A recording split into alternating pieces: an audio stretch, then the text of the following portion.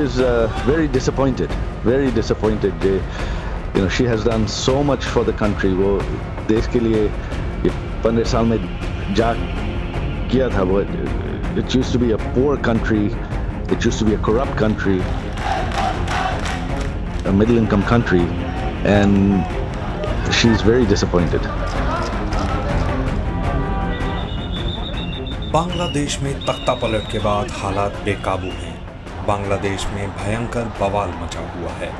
बांग्लादेश में बवाल के बीच शेख हसीना को पीएम पद से इस्तीफा देना पड़ा। उन्हें बांग्लादेश से भागकर भारत में शरण लेनी पड़ी। बांग्लादेश से इस्तीफा देकर भारत पहुंची शेख हसीना फिलहाल यहाँ सुरक्षित हैं और वो भारत में फिलहाल सेफ महसूस कर रही हैं। इस बीच शेख हसीना के बेटे ने बांग्लादेश में बवाल के पीछे पाकिस्तान का हाथ बताया है।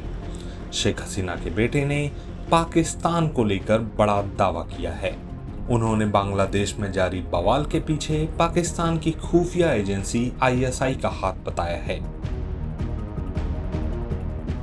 शेख हसीना के बेटे सजीब वाजिद जॉय ने बांग्लादेश में अशांति फैलाने के लिए आईएसआई को जिम्मेदार ठहराते हुए कहा कि इसमें निश्चित रूप से पाकिस्तान का हाथ है। इसके साथ ही उन्होंने अपनी मां शेख हसीना के बांग्लादेश लौटने की संभावनाओं पर कहा कि बांग्लादेश में लोकतंत्र बहाल होते ही उनकी मां बांग्लादेश लौटेंगी। हसीना के बेटे जॉय ने कहा कि वो निश्चित रूप से बांग्लादेश लौटेंगी, लेकिन अभी ये तय नहीं हुआ है कि क्या वो एक सेवानिवृत्त नेता के रूप में लौटेंगी या एक सक्रिय नेता के रूप में। हसीना के बेटे ने कहा कि शेख मुजीबुर रहमान के परिवार के सदस्य अपने लोगों और अपनी पार्टी अवामी लीग को मझधार में नहीं छोड़ेंगे।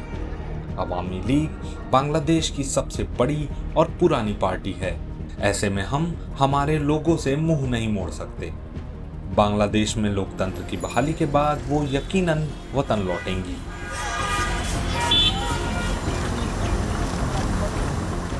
इस दौरान शेख हसीना के बेटे ने इस मुश्किल वक्त में भारत की मदद के लिए उसका शुक्रिया अदा किया है। उन्होंने अपनी मां शेख हसीना की सुरक्षा के लिए प्रधानमंत्री नरेंद्र मोदी और उनकी सरकार का आभार जताया है।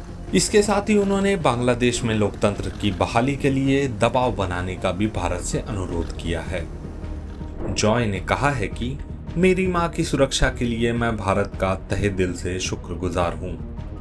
मैं पीएम मोदी का आभारी हूं। अगर भारत अपनी पूर्वी इलाके में स्थिरता चाहता है तो उन्हें अंतर्राष्ट्रीय समुदाय पर दबाव बनाना होगा। बांग्लादेश में इंडिया आउट कैंपेन के बारे में बताते हुए जॉय ने कहा कि वहां भारत विरोधी ताकतें सक्रिय हैं और अवामी लीग को सत्ता से बेदखल कर आईएसआई अब चाहे जितने भी हथियार बांग्लादेश में सप्लाई कर सकती है। उन्होंने अवामी लीग को भारत का सदाबहार सहयोगी बताते हुए कहा कि भारत को अंतर्राष्ट्रीय दबाव बनाकर बांग्लादेश में अवामी लीग के नेताओं की सुरक्षा सुनिश्चित करनी चाहिए। इसके साथ ही उन्होंने मोहम्मद यूनुस की अगुवाई में बनी नई अंतरिम सरकार से देश में कानून और व्यवस्था बहाल करने का अनुरोध भी किया। हसीना के बेटे ने कहा कि बांग्लादेश एक अराजक देश में बदलता जा रहा है और ये दूसरा अफगानिस्तान बनने जा रहा है। हमें ऐसा होने से रोकना होगा।